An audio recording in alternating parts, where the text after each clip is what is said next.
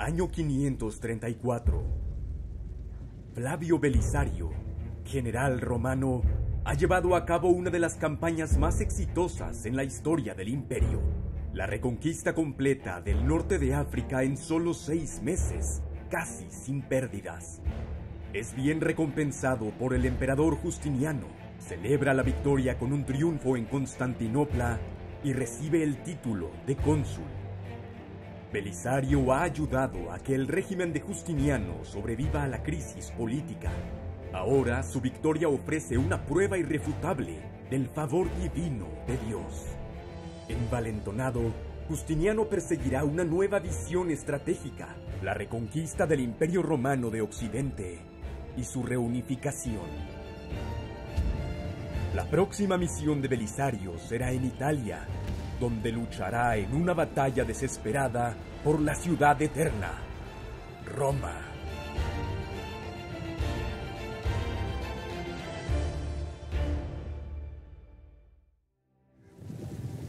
Han pasado 60 años desde que el Imperio Romano de Occidente cayó ante los bárbaros. Muchos reyes surgieron para gobernar sobre sus restos. Y por encima de todos ellos se alzaba Teodorico el Grande. Con la aprobación del Imperio Romano de Oriente, condujo a sus bandas ostrogodas desde los Balcanes hasta Italia. Derrocó a Odoacro, el hombre que había depuesto al último emperador de Occidente, y forjó su propio superestado godo. Teodorico, un cristiano arriano, trabajó con el Senado en Roma y buscó estrechar relaciones con el Imperio de Oriente. Al emperador Anastasio le escribió: «Nuestra realeza es una imitación de la suya, modelada según su buen propósito, una copia del único imperio». Procopio, el historiador del siglo VI y asistente de Belisario, elogiaría a Teodorico como en nombre un tirano, pero en hechos un emperador, no menos que cualquiera que se haya distinguido en este cargo. A los ojos de sus seguidores, Teodorico había revivido el Imperio Romano de Occidente en todo, menos el nombre. Pero la sucesión desharía sus grandes logros. Teodorico tuvo 3 hijas. Por lo tanto, su heredero sería su yerno Eutarico. Pero murió 4 años antes que el rey, en 522. La sucesión pasó a su nieto de 10 años, Atalarico. Su madre, la altamente educada y formidable Amalasunta, gobernó como regente. Al defender su posición, Amalasunta hizo poderosos enemigos entre los godos, y cuando su hijo murió a los 18 años, uno de esos enemigos, su primo Teodato, se convirtió en rey. En el 535 hizo encarcelar a Amalasunta en una isla en medio del lago Bolsena. Semanas después llegaron asesinos. Se rumorea que eran parientes vengativos de hombres que Amalasunta había mandado ejecutar en su regencia. La hija de Teodorico el Grande fue estrangulada en su baño. Teodato pensó que podría eliminar a su rival en silencio y sin consecuencias. Pero Amalasunta había sido una aliada confiable del emperador Justiniano, y él buscaba una excusa para ir a la guerra. Y el emperador, al enterarse de lo sucedido con Amalasunta, de inmediato emprendió la guerra, estando en el 9º año de su reinado. Para Justiniano, el caos en la corte ostrogoda representaba una oportunidad. Tras el éxito en el norte de África, quería a Italia para el imperio. Las ganancias estratégicas y simbólicas serían inmensas. Antes de su muerte, Amalasunta le había ofrecido el reino a cambio de asilo político. Ahora Justiniano presionaba a Teodato, un hombre corrupto y codicioso, para que aceptara el mismo trato o enfrentarse a la guerra. La dura diplomacia de Justiniano estaba respaldada por despliegues militares. Mundus, al mando del ejército en Iliria, avanzó hacia Dalmacia, controlada por los godos, y tomó Salona, la actual ciudad de Split. Mientras tanto, Belisario fue ordenado a navegar con 9.000 hombres hacia Sicilia, para ver si los godos presentarían resistencia. Solo la guarnición de Palermo ofreció resistencia, la cual fue rápidamente superada. El resto de Sicilia se rindió sin luchar.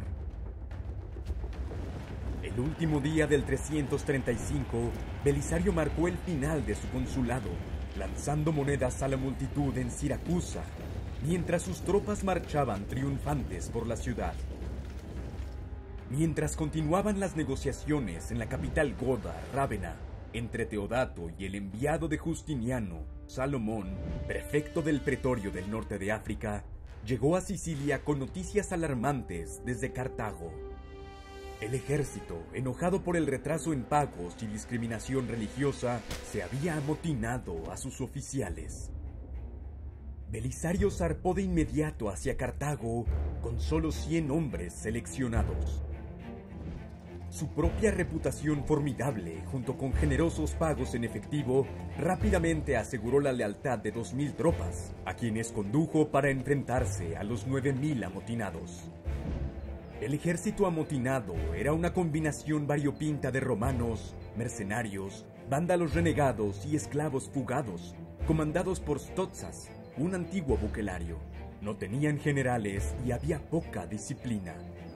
Cuando Stotzas intentó maniobrar para obtener una mejor posición, se desordenaron gravemente. Belisario mandó de inmediato un ataque total. Stotzas y su ejército se dieron la vuelta y huyeron. Belisario ha salvado a Cartago, pero la guerra en el norte de África contra los bereberes y rebeldes tomaría 15 años más. Esta tarea recaería en Salomón, mientras que Belisario regresaba a Sicilia para sofocar otro motín en sus tropas. En los Balcanes, un contraataque godo resultó en la muerte del general Mundus y su hijo, lo que obligó a los romanos a hacer una retirada táctica. Cuando la noticia de este pequeño triunfo llegó al rey Teodato, se sintió repentinamente envalentonado y rechaza todas las demandas de Justiniano. Belisario recibe nuevas órdenes. Debe cruzar el estrecho de Mesina y reconquistar la Italia de los ostrogodos. Belisario desembarca en Italia con solo 8.000 hombres. La mayoría de sus tropas son infantería, incluidos 3.000 isaurios, feroces guerreros de las montañas Tauro de Anatolia. Su caballería incluye mercenarios hunos y bereberes, así como los élites bucelari, las tropas seleccionadas mantenidas por Belisario y otros comandantes superiores. Y así como en el norte de África, le acompaña su esposa Antonina, una aliada capaz y confiable de la emperatriz Teodora. Que el emperador confíe la campaña a una fuerza tan pequeña, cuando los godos pueden reunir un ejército 4 veces mayor, indica la suprema confianza de Justiniano en Belisario. Pero también es una señal de que ha subestimado gravemente a los godos y su voluntad de luchar. El ejército de Belisario es recibido en el sur de Italia y no encuentra oposición hasta llegar a Nápoles. Esta ciudad tiene fuertes murallas y una guarnición de 800 godos. Belisario apela directamente a los ciudadanos, instándolos a abrir las puertas y advirtiendo de las terribles consecuencias de un asalto. Rezo para que una ciudad antigua, que ha sido habitada por cristianos y romanos por tanto tiempo, no sufra tal destino, especialmente en mis manos como comandante de tropas romanas. Los ciudadanos de Nápoles están divididos, pero finalmente sus líderes rechazan la demanda de entregar la ciudad. Cuando las tropas de Belisario se infiltran usando un antiguo acueducto, se produce una masacre de godos y ciudadanos italianos por igual, hasta que el general puede restablecer el orden. El ejército principal de los ostrogodos permanece inactivo a 100 kilómetros al norte. Teodato, nunca apto para el mando militar y ahora inquieto por presagios, no hace nada por salvar a Nápoles. Es su sentencia de muerte. Es depuesto y asesinado. Vitiges se convierte en nuevo rey de los ostrogodos. Tiene más de 60 años, pero es un soldado experimentado que luchó junto a Teodorico el Grande. Supone que Belisario debe estar liderando un gran ejército desde el sur y quiere más tiempo para reunir sus fuerzas. También planea negociar una tregua con los francos, lo que liberará más tropas para la guerra contra los romanos. Así que dejando 4.000 hombres para defender Roma, Vitiges se retira a Rávena. Belisario guarnece Nápoles y avanza por la antigua carretera romana, la Vía Latina, hacia Roma. Pero al acercarse a la gran ciudad, los godos simplemente la abandonan. Marchan por la Porta Flaminia, mientras que Belisario y su ejército entran por la Porta Asinaria, una puerta que, aunque restaurada muchas veces, aún existe. 60 años desde la caída del Imperio de Occidente, Roma vuelve a pertenecer a los romanos. Belisario envía debidamente las llaves de la ciudad al emperador Justiniano. Roma en el siglo VI sigue siendo una gran ciudad, pero una sombra de su antigua gloria. En su apogeo imperial, la población de Roma había sido de alrededor de 500.000.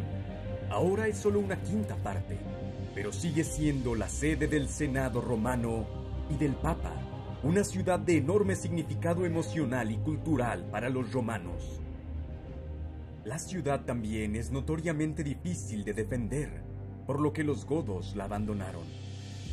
Las murallas de Aureliano están en ruinas, y con sus 18 kilómetros de largo son muy extensas para que un pequeño ejército las defienda. Los godos también se preocuparon por la gran población de Roma, que podría volverse en su contra. Belisario cuenta con solo 7.000 hombres, no suficientes para enfrentar a los godos en batalla, así que envía destacamentos para guarnecer fortalezas clave a lo largo de la Vía Flaminia, la carretera a Rávena, con la esperanza de retrasar el avance godo. Mientras que en Roma, él y sus hombres comienzan apresuradas preparaciones para un asedio. Se reparan las murallas y se añaden almenas. Se excava un foso profundo alrededor de la ciudad. Los graneros se llenan de grano. Todos los ciudadanos adultos de Roma son reclutados en la guardia de la ciudad. Mientras tanto, a Vitiges le han informado sobre lo pequeño que es el ejército de Belisario. Avergonzado por su cautela anterior, da la orden a su ejército reforzado de marchar sobre Roma. Su principal preocupación es llegar antes de que Belisario pueda huir, pero Belisario no tiene esos planes. Y quien quiera que tenga la esperanza de poner un pie en Roma sin pelea, se equivoca en su juicio, porque mientras Belisario viva, es imposible que entregue esta ciudad. Esas fueron las palabras de Belisario. Año 537. Al inicio de la primavera, Vitiges lidera un enorme ejército godo, probablemente de más de 30.000, descendiendo por la Vía Flaminia, arrasando los pequeños puestos romanos. Belisario planea librar una acción de contención a un par de kilómetros al norte, en el puente Salario. Pero su infantería, aterrorizada por el tamaño del ejército godo, abandona el puente sin luchar. Belisario se queda enfrentando al ejército godo con solo 1.000 jinetes. Ordena a sus hombres cargar. El propio Belisario lucha en primera fila. Decenas de hombres caen a su alrededor. Las lanzas godas finalmente hacen retroceder a Belisario y sus hombres hacia la puerta Salaria. Al principio los defensores no reconocen a Belisario, cubierto de polvo y sangre, y no le permiten entrar, y se ve obligado a lanzar otra carga desesperada para alejar a los godos de las murallas. Finalmente, la puerta se abre y él y sus hombres regresan a la ciudad. Comienza el asedio de Roma. La ciudad es demasiado grande para que Vitiges la rodee por completo. Construye 7 campamentos fortificados al norte y corta los acueductos que han suministrado agua a Roma por 800 años. No habrá baños para los romanos, pero los pozos de la ciudad seguirán proporcionando agua potable. Cuando Belisario rechaza las solicitudes de rendición, los godos comienzan a construir arietes, escaleras y torres de asedio para un ataque importante. 18 días después, atacan. Pero su falta de experiencia en la guerra de asedio pronto se hace evidente. Sus torres son tiradas por bueyes. Los romanos disparan a los animales y las torres quedan varadas. Los godos asaltan la ciudad desde varias direcciones. El mausoleo de Adriano, convertido en fortaleza, sufre una fuerte presión. Pero finalmente los godos son rechazados en todos los frentes. Esa noche los romanos celebran una gran victoria. Encienden hogueras y cantan desde las murallas. Ambas partes se preparan para un asedio prolongado. Belisario es una presencia inspiradora en la ciudad. Activo, calmado y confiado, incluso cuando otros se desesperan. Ha escrito a Justiniano solicitando refuerzos urgentemente. Ahora supervisa todos los aspectos de la defensa y el abastecimiento de la ciudad. Ordena que todos los no combatientes viajen al sur, a Nápoles, para reducir la cantidad de bocas que alimentar. Cambia las llaves de las puertas con regularidad para reducir el riesgo de traición, mientras que sus mercenarios bereberes patrullan de noche con perros para detectar ataques sorpresa. Su esposa, Antonina, también toma un papel activo. Cuando se sospecha que el Papa está negociando en secreto con los godos, ella le exige: díganos, señor Papa Silverio, ¿qué le hemos hecho nosotros y los romanos para que quiera traicionarnos a los godos? El Papa es arrestado y enviado fuera de la ciudad. Un mes después, Belisario recibe los refuerzos tan necesarios. 1600 jinetes, en su mayoría hunos y eslavos, liderados por Martinus y Valeriano. Belisario ha notado que los godos no tienen arqueros montados. Ahora puede usar a los suyos para realizar ataques relámpago. Unos pocos cientos de jinetes se acercarán a distancia de tiro, les lanzarán una lluvia de flechas y luego se retirarán bajo la cobertura de fuego desde las murallas. Procopio cuenta 67 acciones de este tipo, grandes y pequeñas. Casi todas son ganadas por los romanos gracias a su superior caballería. Las victorias elevan la moral y frustran al enemigo, pero no rompen el asedio. La situación se deteriora drásticamente cuando los godos toman Portus, el puerto de Roma en la desembocadura del río Tíber, lo que hace más difícil el abastecer la ciudad. Para septiembre, 6 meses después del inicio, el hambre y la enfermedad se apoderan de la ciudad. Incluso las mulas del ejército son sacrificadas para hacer salchichas. Los ciudadanos de Roma ruegan a Belisario que lo apueste todo en una batalla decisiva por la ciudad.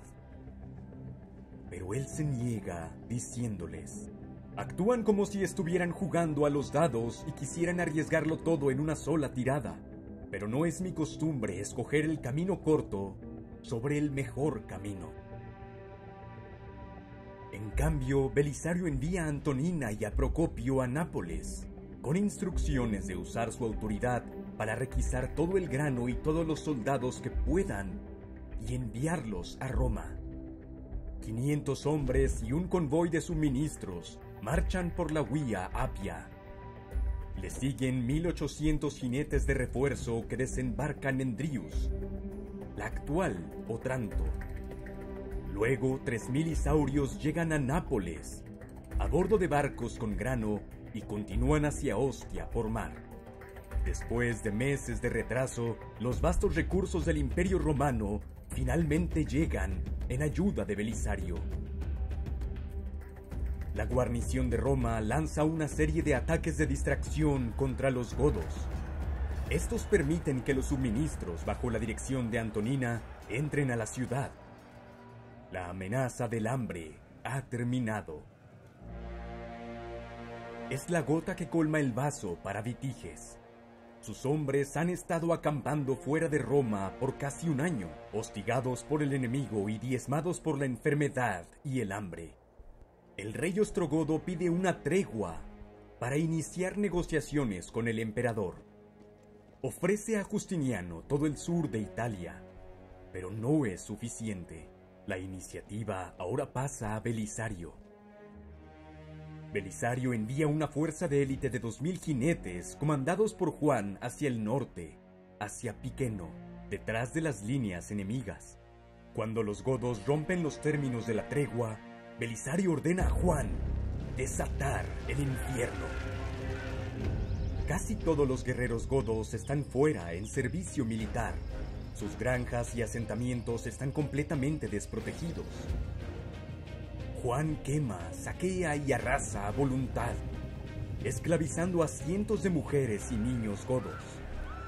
Los romanos no son dañados. El tío de Vitiges reúne una pequeña fuerza para desafiar a Juan, pero no son rivales para los Bucelari.